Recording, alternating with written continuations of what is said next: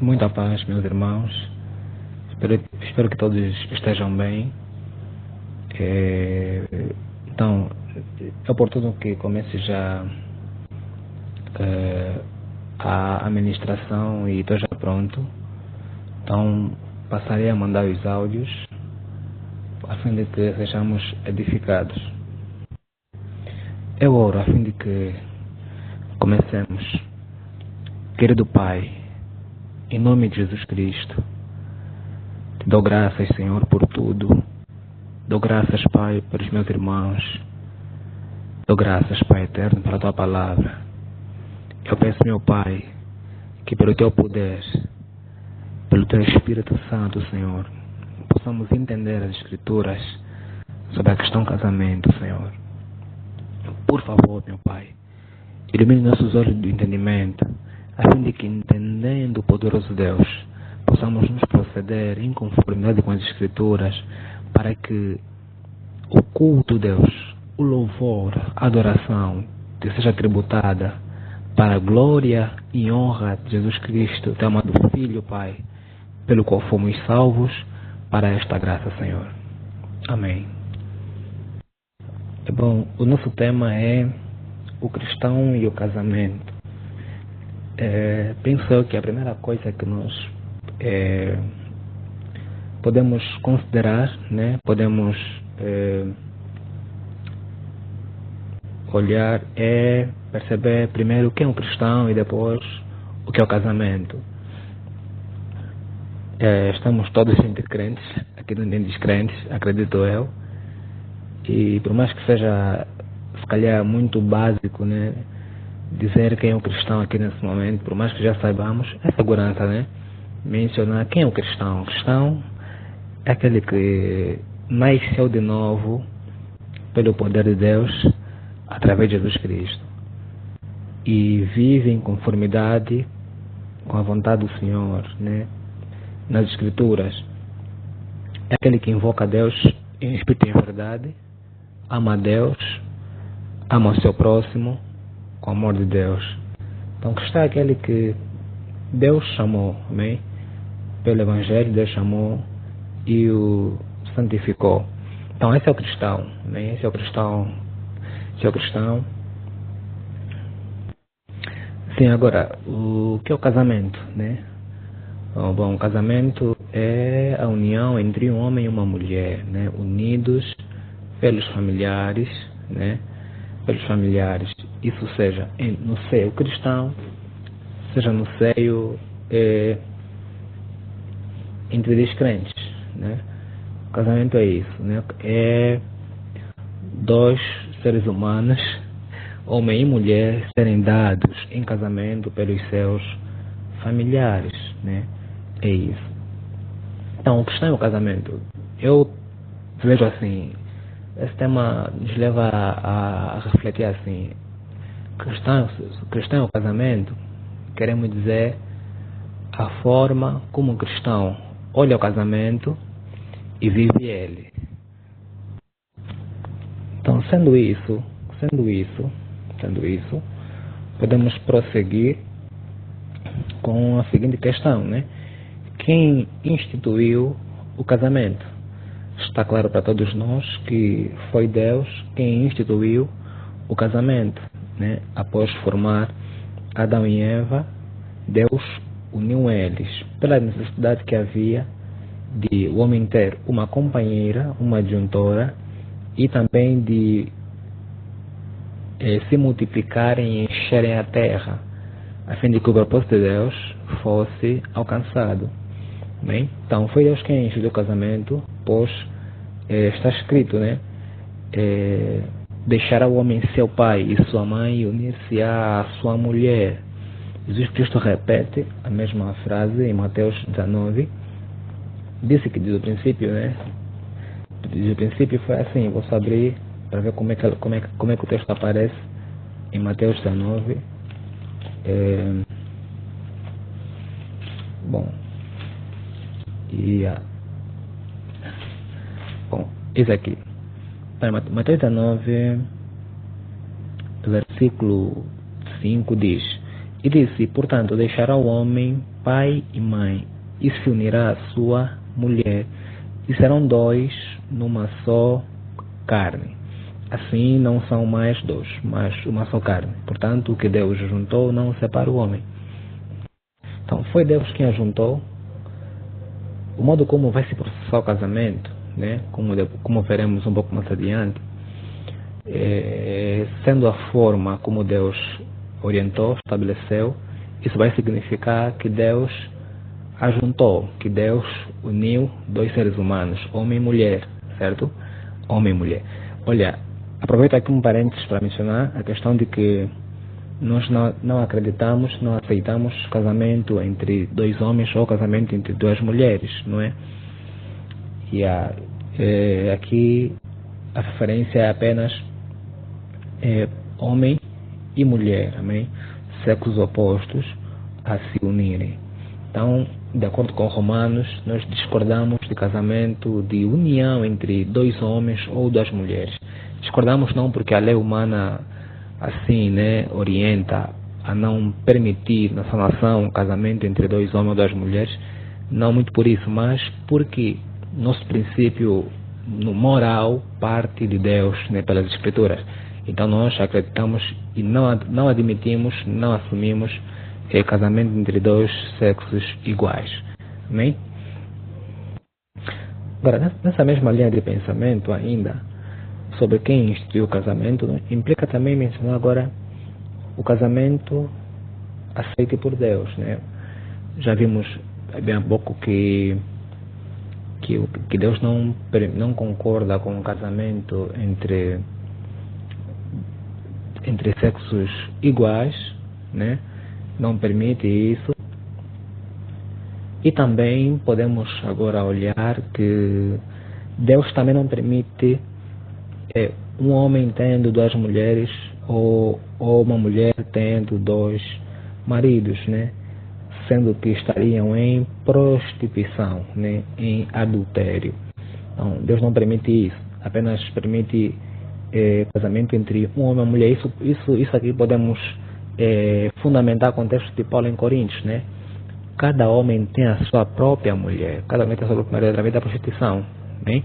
Então, esse é um dos fundamentos que nós temos para acreditar que Deus apenas aceita casamento, apenas aceita um homem como a sua mulher e uma mulher com o seu marido, né?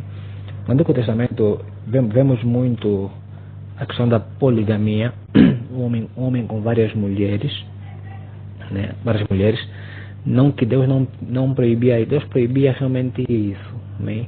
Mas pela dureza do coração do homem, né? Como a Bíblia às vezes menciona, né? Deus suportou, tolerou, né, na ignorância o pecado deles, tolerou, suportou mesmo, né? Deus não levou em conta muitas vezes essas questões, esses pecados, né? Mas determinou, né, que todos se arrependam, porquanto há um dia em que há de julgar o mundo, meu de Jesus Cristo, né, dando prova a todo mundo, ressuscitando dentre os mortos. Então, por isso é que nós vemos no Antigo Testamento muitos pecados a não serem de imediato punidos. Vemos isso, né? Vemos apenas eles já pecarem, Deus não abre terra, nem deixa cair fogo do céu, né? Mas Deus havia proibido essas uniões, essas junções, né? E Deus falou muito a Israel, falando que eles não podiam, né? Não podiam se unir a mulheres estrangeiras, né? E também na lei mostra, né, que não podia cobiçar o homem e a mulher do seu próximo, nos 10 mandamentos, embora podemos encontrar em Israel uma alegação de que, ainda nessa linha do casamento aceito por Deus, meus irmãos, nós temos hoje uma grande confusão quanto à questão do casamento. Por quê? Porque nós, em África principalmente, né, temos a influência europeia sobre o casamento, de modo que até muitas famílias, até crentes com desconhecimentos, ou se calhar falta de algum zelo e temor, concordam com casamento na igreja, concordam que a igreja pode realizar casamento, né? Concordam com isso? Ou também ainda concordam que deixa eu ver, essa parte acaba depois, né? Sim, eles concordam com o casamento na igreja, ou seja, levando esse casal a desconsiderar muitas vezes a família permitir o homem levar a mulher. Desconsiderando isso, muitas vezes, né, alegam que não, o casamento válido é diante de Deus. Diante de Deus que eles têm, por compreensão, é casar na igreja, diante de um pastor a declarar marido e mulher.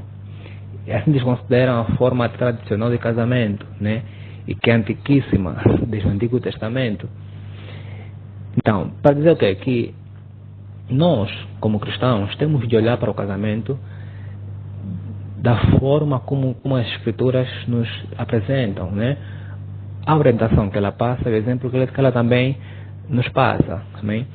Sendo que o casamento aceito por Deus é aquele casamento onde o homem deixa pai e mãe e ensina sua mulher. Como assim?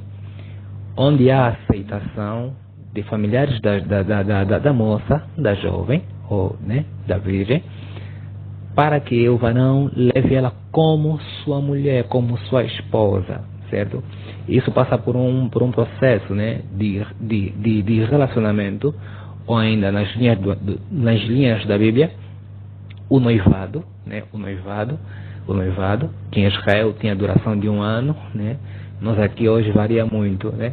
Então, essa fase do noivado, que é a fase em que haja o bate-porta ou a apresentação até o casamento, que pode passar um ano ou mais, né?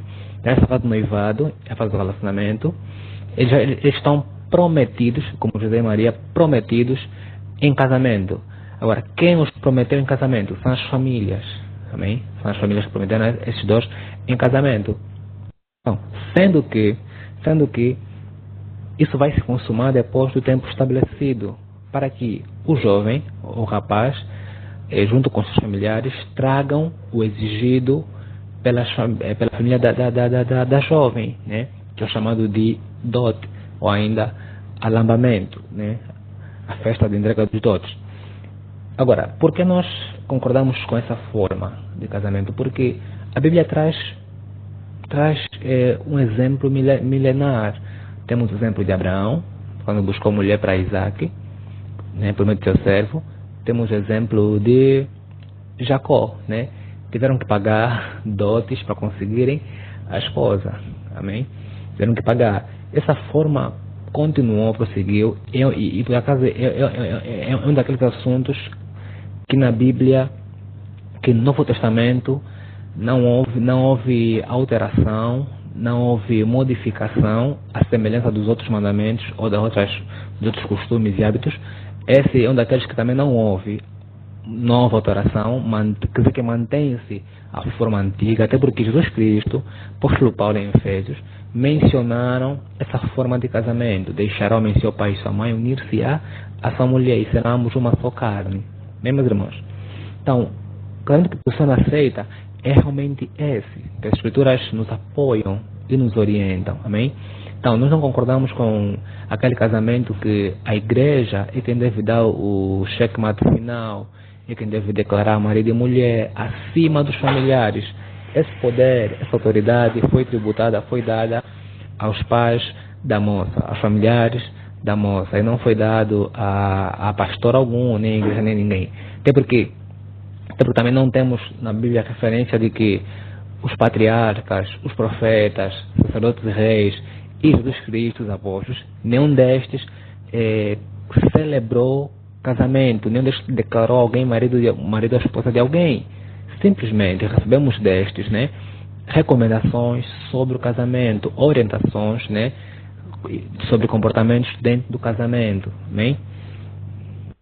Então, nesse ponto, em suma, é isso, meus irmãos. O casamento que o Senhor aceita é aquele em que as famílias, amém, aceitam a moça ser levada, amém, ou não. Esse é o casamento, amém. De modo que nós acreditamos que se uma irmã for entregue como esposa do irmão na apresentação, né, é sua esposa. Diante de Deus, é sua esposa. Amém? Agora, se aí não for dada, ainda estiver na fase de promessa em casamento, né, que é o noivado, esperar e apenas será dada na fase do alambamento, da entrega dos dotes, ela e eles estarão casados, né? Estarão casados, né? Então, o casamento é isso. Ainda que ela for entregue e disserem que não, ela traga depois as coisas, os dotes, até porque temos uma confirmação desse costume em umas províncias, né? Fazem realmente isso. Que ele pode levar ela e depois dar as coisas. Nós admitimos, aceitamos isso, por quê? Porque concordamos e cremos que o casamento biblicamente é isto: é os familiares da moça consentirem, concordarem em ela ser levada, certo? Agora, a forma como vai se processar isso para que ela seja entregue depende de cada família. Há outras que exigem, não, primeiro entrega das coisas, exigem uma festa, exigem uma outra coisa, mas isso aqui não é algo que a escritura, se calhar, mete o pé. Quer dizer que depende muito da forma como as famílias vão conversar para que isso se processe. Entretanto, o que nós aceitamos é isto: é as famílias, pelo menos, amém, declararem, decidirem, autorizarem ela como esposa do irmão, como esposo da irmã. Amém? Agora, esse casamento tem muitas implicações, né? Falaremos de algumas delas, ou se eu permitir, né, mencionar quase todas, que assim seja, né? Agora, após esse casal estar unido, após esses dois irmãos estarem unidos, porque os familiares permitiram, né, isso é bíblico.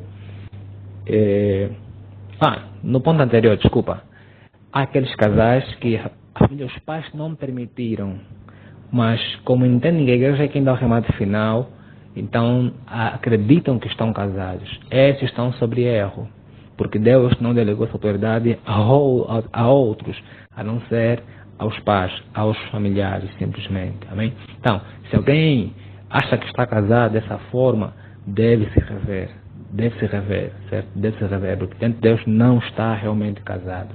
Havia casos em Israel, em que se alguém tocasse na mulher, né, conhecendo ela sexualmente, era obrigado a ficar com ela, era obrigado a casar com ela, era obrigado a pagar uma multa, né, segundo a tradição judaica. Era obrigado a fazer. Hoje também temos regiões com esse costume: se alguém violou, é obrigado a ficar com ela e a pagar uma certa multa, né? Embora que hoje também, né, também há agora a questão de, em vez de mandarem ficar juntos, respeitam a posição da moça em não querer essa pessoa, em não querer alguém assim, não querer ficar com ele. Mas anteriormente a mulher não tinha poder como hoje tem para decidir uma outra coisa. O pai é quem decidia, é quem entregava, é quem permitia. Hoje a mulher pode dizer: pai, não quero, mãe, não quero, e eles vão de alguma forma se compadecer, né? E vão concordar com. Então, bom, no que estava a dizer. Então, após estarem unidos, após estarem casados, nesses pontos que eu já mencionei, perdão, meus irmãos, algo que eu não estou a mencionar, não está a tocar, depois podem perguntar, né, após a mensagem toda, né? Sim, prosseguindo. Então, após estarem unidos, casados, agora a mulher deverá ter apenas um único marido, que é o seu esposo, bem? E o esposo uma única mulher, que é a sua mulher. Ambos não poderão ter mais olhos para outras pessoas. Essa é a implicação, porque em Israel, como é que era? Segundo Deuteronômio 24, 1 em diante, se um homem, né, casa com alguém, com uma jovem, e essa não lhe agrada, né, ele podia deixar ela, dar divórcio, deixar ela, porque não lhe agradou, não quer mais dela. Essa é aquela lei em Israel que permitia, por qualquer motivo, eles se separarem, darem divórcio, certo? Nós hoje temos recomendação de que não é por qualquer motivo que eu deixarei minha esposa, que ela deixará o seu esposo, certo? Não é assim. Então, ambos deverão se suportar, devem ter olhos só para o cônjuge, um para o outro, não olhando mais para outras mulheres ou outros homens, porque isso pode ocorrer normalmente, certo? Em ela ver um varão, se calhar mais idôneo que o irmão, né? Ou ainda mais bonito que o irmão, desculpa a expressão, né? Essa comparação, mais bonito que o irmão, ou ainda olhar mais formoso que o irmão, e vice-versa. Também ele olhar uma mulher também mais idônea, mais virtuosa que a irmã, que a sua esposa, mais formosa que a sua esposa, e pode no seu coração subir algum interesse por aquela pessoa, né? Pecando assim já contra o seu parceiro ou sua parceira, e também contra o Senhor.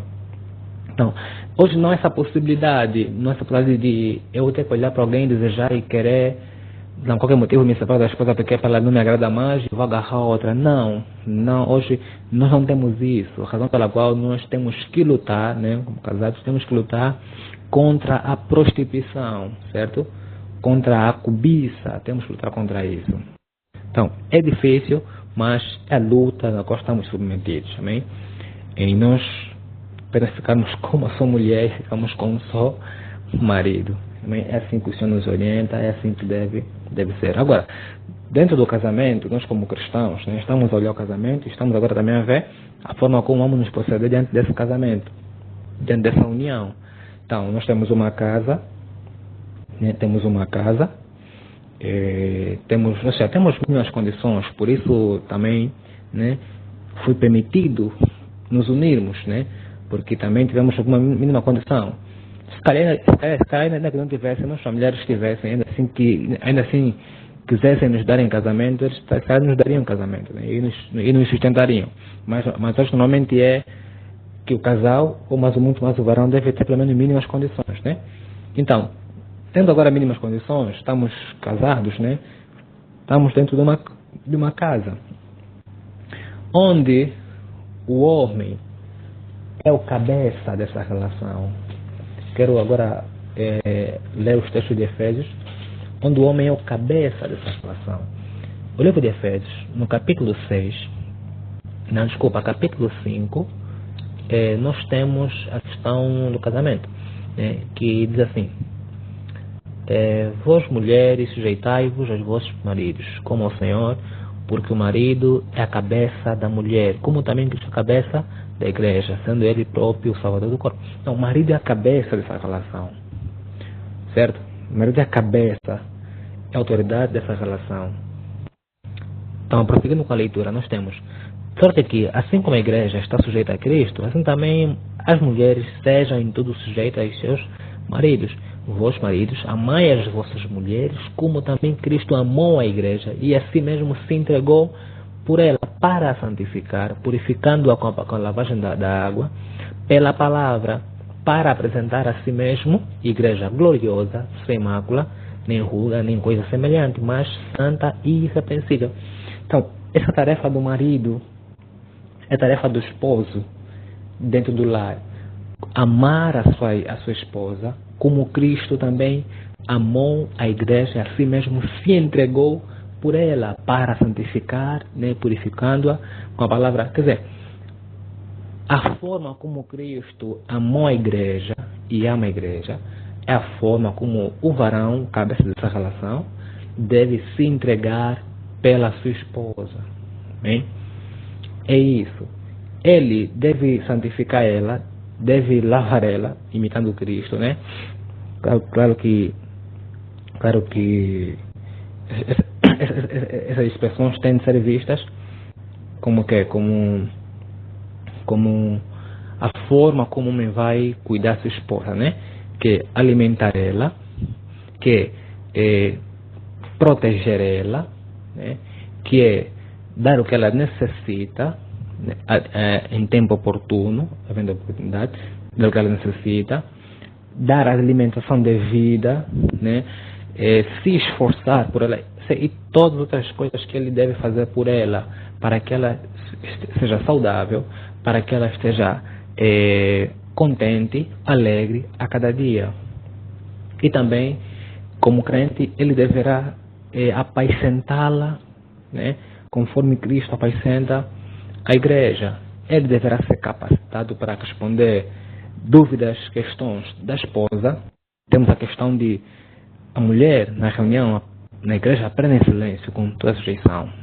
E se quiser aprender alguma coisa, pergunta em casa ao seu marido. Quer dizer, ele não só vai ser o seu provedor materialmente, fisicamente, naquele corpo necessita, não, mas também espiritualmente. Paulo remete agora aos casados, né, cristãos, que olha, quem vai responder as perguntas das esposas é o esposo, certo? Fora das reuniões, porque ela deve aprender em silêncio. Quer dizer que deve ser capacitado doutrinariamente, certo? Para instruir a sua esposa, para elucidar a esposa sobre qualquer dúvida. Ele é cabeça. Cristo é quem discipula a igreja, é quem deu os mandamentos à igreja. Amém? Assim também o varão deve fazer isso com a sua esposa, porque nós não temos um modelo de casamento mundano, não, secular, não. É bíblico, como padrão. Quer dizer que nem o esposo deve deixar de ensinar a sua esposa, nem o esposo deve deixar de responder perguntas da sua esposa. Nenhum casal cristão deve viver só a vida por viver, assim, então, só coisas materiais e físicas e sentimentais. Não, também muito mais espiritual. Amém? De fazer isso para que ela seja uma, como Cristo está fazendo com a igreja, né? Para apresentar a si mesmo uma igreja gloriosa, né? Santa, sem ruga e sem mácula. Então, para que também essa esposa esteja sempre bela exteriormente e interiormente. Amém? Ele, o marido, é quem vai promover, amém, na mulher essa questão da fé. Ele vai ser o principal estimulador da fé da esposa, amém? Para que ela continue bela espiritualmente, amém, interiormente, e bela também exteriormente para si, amém? Para si. Uau, aleluia. Agora, a esposa, por outro lado, deve submissão ao marido, deve obediência ao marido.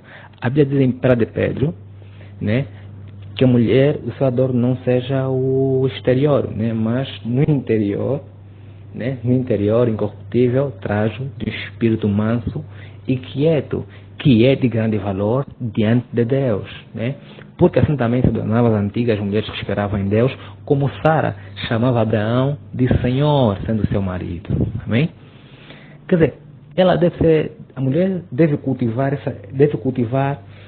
essa beleza interior, espírito tranquilo e manso, que vai lhe submeter a uma sujeição, bela, ao homem, ao marido. Porque assim se trajavam as antigas, tá? Exemplo de Sara, chamava Abraão de Senhor, sendo seu marido, claro, forma de respeito. Amém? Então, a mulher também deve, segundo Efésios, ser sujeita ao marido, se submeter ao marido, não refilar com o marido, não resmungar com o marido, não responder ao marido, mas se submeter e respeitar como Sara fazia. A Sara se submetia e respeitava Abraão, de modo que a forma de tratamento para com Abraão era uma forma muito respeitosa. Amém? Muito respeitosa mesmo. Então, só que a mulher hoje, influenciada pelo feminismo, né, que até hoje lutam para serem emancipadas, então, muitas hoje são arrogantes, mesmo crente, são autoritárias, são insubmissas, infelizmente, são respondonas, ok? Sendo noivas, sendo esposas e também às vezes mesmo sendo solteiras, né? Diante de algum homem. São assim, infelizmente, mas as santas das escrituras não eram assim. A sujeição, a submissão que que aqui falamos, essa sujeição, essa submissão, é algo muito profundo. É um senso de reverência ao marido, ao homem. É um senso de temor e respeito ao homem, ao marido. Assim como a igreja está submissa a Cristo, ou é submissa a Cristo, de modo que em tudo a igreja obedece a Cristo, a igreja reverencia, respeita a Cristo, não se levanta contra Cristo. Assim deve ser a mulher dentro do casamento. Claro, não, não aplicar isso por geral, né? Casamento e também no noivado. Deve ser sujeito ao marido, amém? E o marido deve amar ela como Cristo também amou a igreja, né? Que assim nos entregou por ela. Agora, outra implicação dentro do casamento é também agora eles, enquanto vão convivendo, claro, o esposo está a ser cabeça, está a prover, na verdade, está a se esforçar para que haja o pão, a água, o mantimento, está a se esforçar, e também a esposa está aí a labutar em Deus, a fim de que seja mais submissa, mais obediente e também virtuosa, né? Tem as qualidades exigidas de uma mulher, né? Dona de casa, conhece os caminhos de sua casa, não como pão da preguiça, como está em Provérbios, né? Alguém que na hora certa, apropriada, dá o devido mantimento ao esposo, aos filhos, se tiverem filhos. Ela vai, né, como nós vimos no mercante, busca longe a sua refeição, quer dizer que ela vai ao mercado, não traz qualquer coisa, amém? Não só porque está barato, ela seleciona coisas boas para a sua casa. Eu podia, se calhar, falar muito de Provérbios 31 quanto à mulher, mas não poderemos, né, porque senão será muito extenso a administração. Mas a mulher virtuosa é esta, que conforme o Provérbios 31, ela cuida da sua casa. E é a recomendação que Paulo deu a Timóteo para passar à igreja, né? Que as mais velhas, né, deviam ser sérias, prudentes, não caluniadoras, para que ensinasse as mais novas a fazerem o quê? Amarem maridos e filhos, certo? A serem boas donas de casas. É isso que elas devem ser simplesmente dentro do lar. Quer dizer que ela não vai ser mais aquela mulher que tinha muita liberdade e não fazia em casa quase nada, não. No lar, ela agora é responsável todos os dias, de manhã à noite, da cozinha, da roupa, sim, e por aí, né? Ela agora, assim, alguém ocupado. De modo que, me lembro de uma sentada na Calemba que houve sobre relacionamento, e concluiu-se que, quanto a mulher, até pode trabalhar fora, né? Dependendo do acordo mútuo do casal. Contanto que esse trabalho que ela vai arranjar, vai ter, não lhe impeça de cumprir com as suas tarefas dentro do lar, certo? A fim de que a palavra de Deus, como está lá em Tito, não seja blasfemada. Não vemos recomendações de mulheres irem trabalhar. Mas elas podem trabalhar, nós concordamos com isso, não há problema. Mas exigimos, a Escritura exige, né, que ela, e quando a Escritura exigiu isso, não se viu a questão de que não, ela vai estar ocupada com trabalho fora, para ajudar o marido. Não se viu que a questão ela devia ajudar o marido, auxiliar o marido em alguma coisa. Não se viu isso. Apenas viu-se que ela devia ser excelente em casa, certo? Agora, naquela gestão dos dois no lar, né, poderão ver o que ela vai fazer que lhe permita, né, ainda assim conseguir dar conta do recado da casa e dos esposos dos filhos.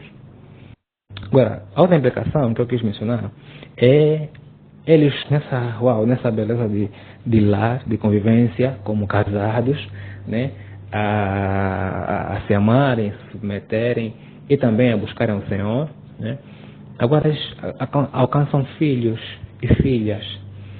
Eles deverão cuidar dos filhos, deverão amar os filhos, sustentar os filhos, porque são os pais dessas crianças.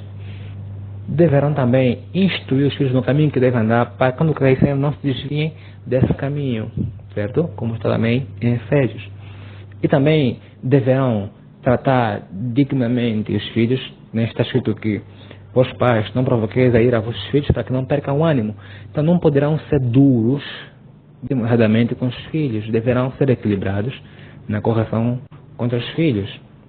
E também não poderão, por qualquer motivo, se encolerizar, se estressar com os filhos, né? Porque eles não podem provocar a ira aos filhos, né? Para que não percam o ânimo, certo?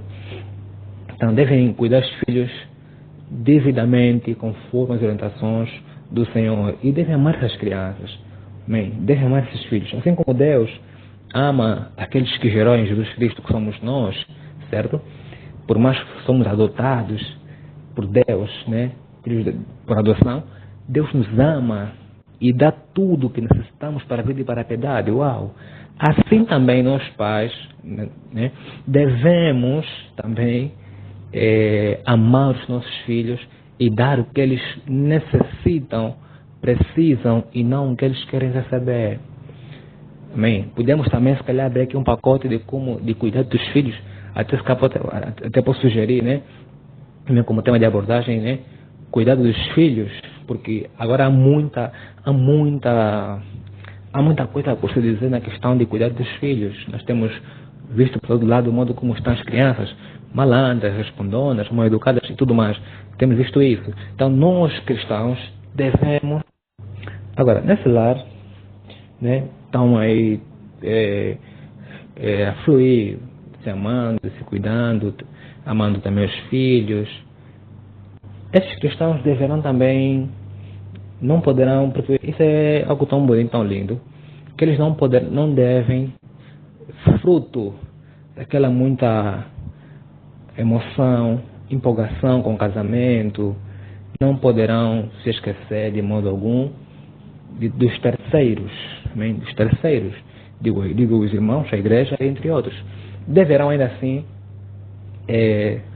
continuar a servir a igreja, claro, na medida que lhes for concedido enquanto casados, né?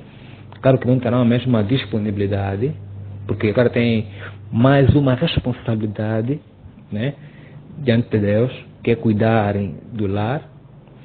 Então, não podemos esquecer, vamos aplicar o que Paulo mencionou, né? Os casados vivem como se não fossem casados, não é? Quer dizer, eles deverão ter aquele equilíbrio de, enquanto casados, não se esquecer de fazer a obra do Senhor, né?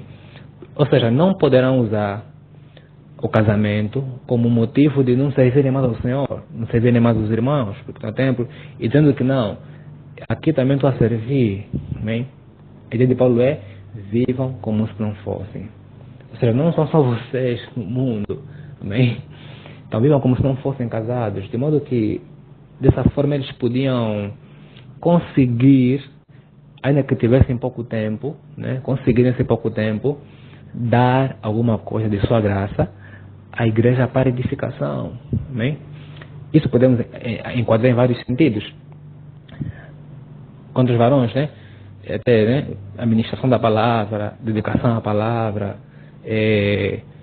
o cuidado dos irmãos quando pode, né, quando necessário.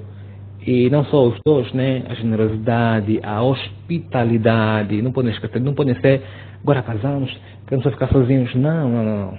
Ele nos chama a hospitalidade, não se esquecer da hospitalidade.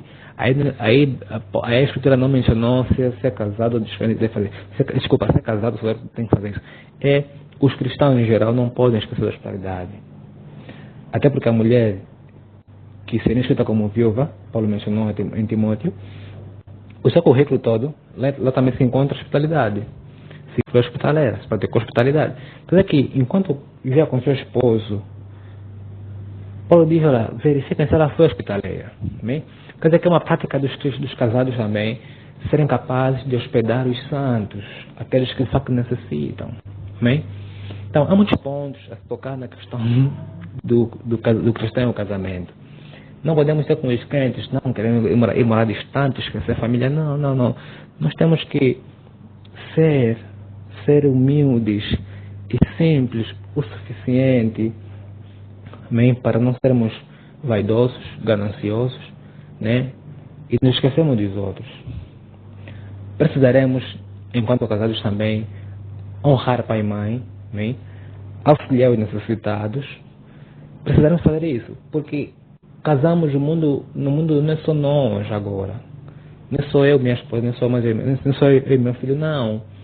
É nós e também os outros. Por isso é que eu devo viver como se não fosse casado. Claro que eu não vou descartar as minhas responsabilidades enquanto casado, não. Simplesmente não vou ignorar as outras tarefas que eu ainda posso fazer enquanto casado. Amém? É realmente isso. Olha, há uma implicação que eu até podia mencionar muito antes. É muito antes. É a questão da questão sexual, né? O casal deverão pagar-se a devida benevolência para que ambos não sejam tentados pela incontinência deles, não é?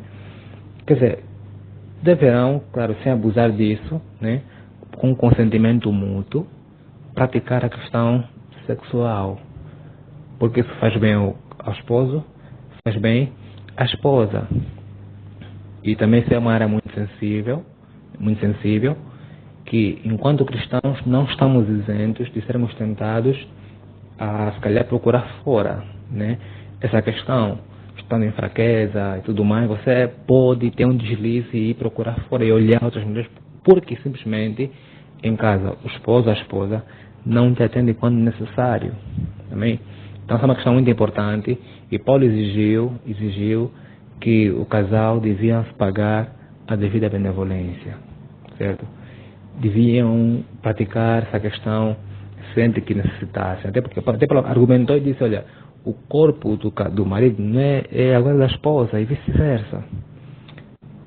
Ambos têm poder sobre o corpo do outro. Amém? Então, essa é uma questão muito sensível, penso eu, por isso que Paulo, se calhar, traz esse argumento de o corpo desse pertencer a outro.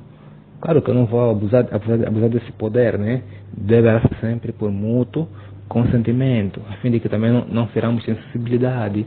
Quer dizer que ambos terão que ser muito espirituais, para poderem entender um ao outro, para poderem perceber mesmo um ao outro. Por isso que devem se conhecer ao máximo, para darem conta quando é que a minha abstinência está a fazer mal ao parceiro ou à parceira. Amém? Bom, entretanto, agora há uma outra questão de grande discussão, né? A questão do divórcio.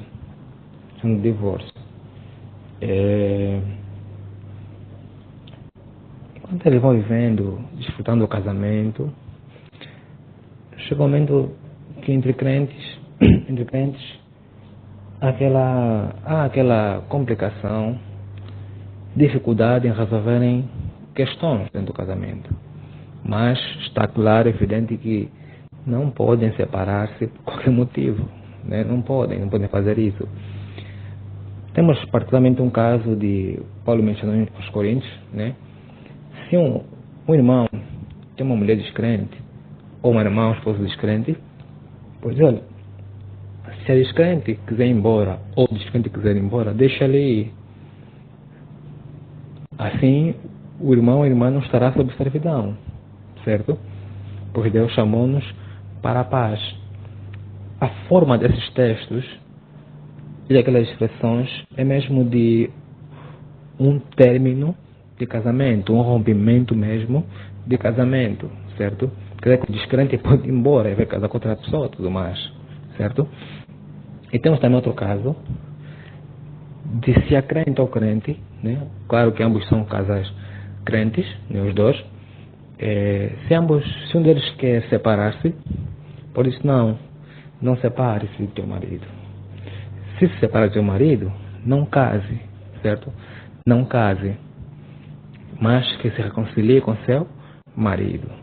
Aqui nessa questão de Paulo, nós precisaremos olhar essa questão com um olhar de águia, um pouco mais amplo, nem para outros textos, né? Por exemplo, na praia do Novo Testamento, na praia dos Evangelhos, temos também de olhar por aí. Nós temos alguns motivos que levam à separação, né, de um casal crente, e motivos que não podem levar à separação. Por exemplo, qualquer motivo não pode levar à separação, isso está claro para todo mundo, né? Está claro. Temos também Mateus 19, né, que o Cristo elucidou sobre o casamento, uma perspectiva geral, né? de motivos que separam, motivos que não podem separar um casal. Temos que só a morte pode separar, né? Romanos capítulo 7, só a morte pode separar, temos essa questão. Temos a questão do descrente, né? Que vai embora, permissão de separação, ok? E temos também agora a questão da prostituição mencionada em Marcos, mencionada em Mateus. A questão, Cristo fala, ele vem corrigindo a separação por qualquer motivo. Ele vem corrigindo isso, né? E naquela sequência, em Mateus 19, o Senhor diz assim, Mateus 19, versículo de número 9. Vamos começar pelo versículo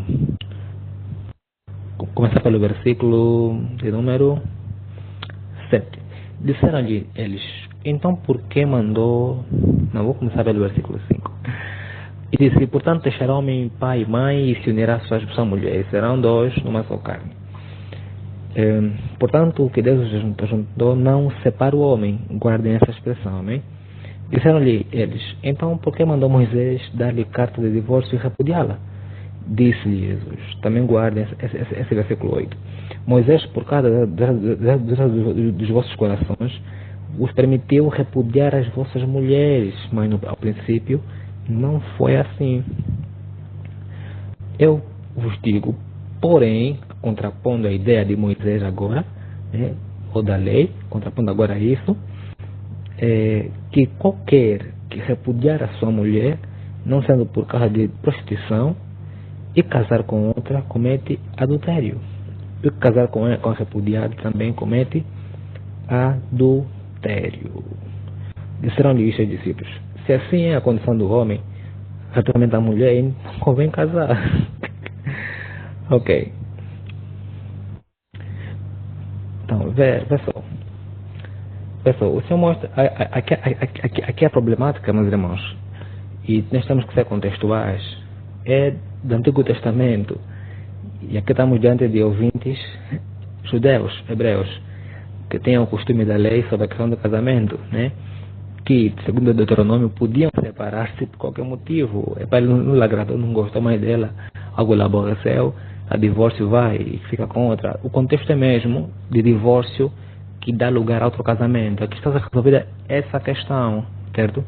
Então, isso nós temos que guardar muito bem. A questão que está aqui resolvida é a questão de divórcio que dá lugar a outro casamento, certo? Então, isso mostra que, olha, não será mais assim conforme Moisés orientou, certo? Não será mais assim. Antes, porque no princípio não foi assim, não era assim, não será mais assim. Só, como mencionei outra hora, meus irmãos, que através da dureza do coração deles é que o Senhor permitia, é que Moisés permitiu também, né? Permitiu esse costume entre eles. E Deus muitas vezes, meus irmãos, não punia, não silenciava, certo? Suportando, ok? Na ignorância, esses pecados, certo? Então, Paulo concorda com Jesus Cristo quando menciona que a mulher não pode se separar do varão num case, e vice-versa, não case. Olha, há uma discussão, meus irmãos, uma discussão dentro disso em que é qual? Que apenas o varão pode casar, mas a mulher não. Uma discussão que também se calhar até aqui já ficou ultrapassada, mas o que nós temos em Mateus, meus irmãos, é que a questão recai sobre os dois, assim também como alguns entendiam que não, elas se encontrarem no ato do adultério, um homem e uma mulher, só podiam apedrejar a mulher, o homem não. Não, olhar para a lei, você vê que a lei manda apedrejar os dois, mas os fariseus só pegavam a mulher, sabe? Quer dizer que baixavam tanto a mulher mesmo. Mas você vê nos textos, né, no Antigo Testamento bem como o Novo, a relevância é para os dois, para ambos, o homem quanto a mulher. Bom, então, o que nós temos aqui em Mateus, meus irmãos, é a resolução dessa questão da separação por qualquer motivo, certo? O Senhor proibiu. E disse, olha, no versículo 9, eu vos digo, porém, esse porém explica aqui muita coisa, é que não poderá, seria assim, né? não será mais assim como vocês têm vivido, certo? É tipo, estou a contrapor a forma antiga, estou a repudiar a forma antiga, certo? Ele traz uma outra forma, um outro argumento, certo? Para essa questão, diz, né? E eu vos digo, porém, que qualquer que repudiar, né? Repudiar, deixar, divorciar-se dessa mulher, não sendo por causa de prostituição e casar com outra, comete adultério. Quer dizer, se eu deixo minha mulher por causa, se eu deixo minha mulher e o motivo, a causa não é adultério ou prostituição, não é isso, eu cometo pecado e também lhe exponho ao pecado. Se ela casar com outra, certo? Ela cometerá pecado, como está aqui, certo? Porque ainda está casada comigo, está ligada a mim, ok?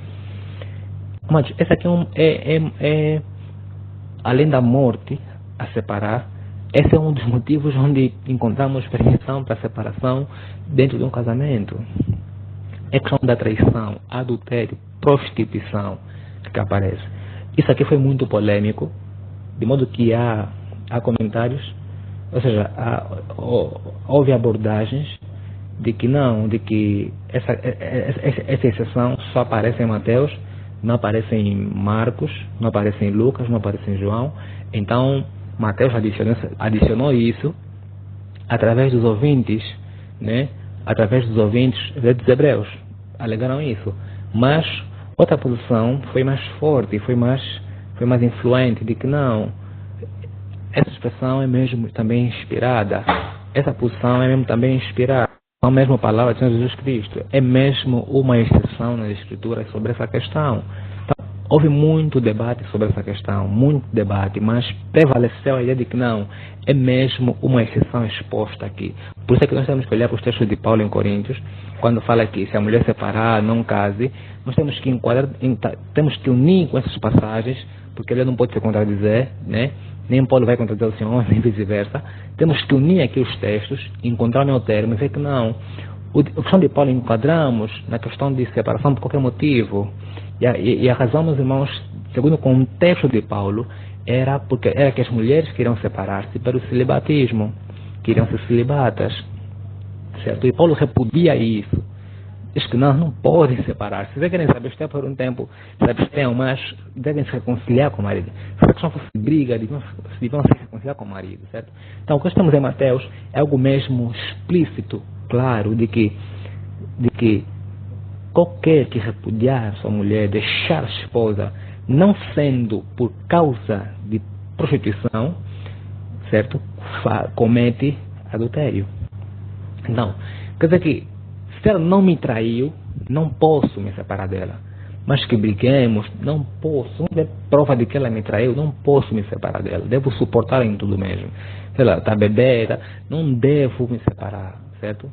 Ou a morte, ou a prostituição. Então, a prostituição, a adultério, a traição. Se calhar podemos ser um pouquinho mais espiritualistas. É que é algo tão forte, tão pesado. Quando a Escritura permitiu mesmo que Deus, permitiu mesmo que o homem ou o parceiro pudesse se separar da sua esposa. Porque aquilo é algo muito, é como que rasgar um coração, é algo muito pesado, ficar para a consciência humana, né? Suportar a dor de uma traição. É como se fosse manchar a ligação, manchar a relação, estragar a relação, praticamente isso. Claro que também está em aberto, a questão do perdão, né? Se o cara é forte, ele é forte e pode perdoar, isso aqui está em aberto, isso aqui até nem se coloca aqui em causa, está em aberto. E também não foi imposição, né? Imposição, ter que separar. A questão é que não podia se separar se a causa não fosse adultério. Podemos pegar esse versículo, ou contexto, comparar com várias versões, comparar com alguns comentários e passagens no original, veremos que não, essa exceção é mesmo expressa, é mesmo explícita, amém? É um motivo de separação, sim, eu concordo com essa ideia. Depois, cara, poderemos discutir um bocadinho mais, né, depois disso, mas pelo menos, meus irmãos, a ideia é que eu tiro do texto, sem poder inventar qualquer outra coisa, meus irmãos. Então, essa é uma outra implicação do casamento, que ela ou ele não pode deixar o parceiro ou a parceira por qualquer motivo. Não pode. Não pode mesmo. Já vi casais brigados, né, até mais descrentes, né, brigados. Diz, não, a noiva foi ficar na mãe porque estresse, a complicação, mas depois deviam se reconciliar e voltar. E isso aconteceu muitas vezes, certo? Então, quanto ao casamento, meus irmãos, eu paro, né, por enquanto por aqui. Penso que há ainda muita coisa a falar sobre casamento. Claro que eu não podia tudo hoje, mas pelo menos aquilo que é essencial, aquilo que por agora é útil para a edificação, né? O resto pode depois ser explorado, né? Eu penso que pude passar, né? Bom, está aberto, como de costume aqui no grupo, as questões, né? As correções, né, meus irmãos? As correções, sim. Os acréscimos também, né? Está em aberto. Então, muito obrigado, meus irmãos, pela atenção. Espero mesmo que eu tenha sido muito útil para os irmãos, conforme toda a graça. E que Deus, meus irmãos, não é o Deus, seja glorificado, exaltado, através de Jesus Cristo. Amém? Muita paz a todos.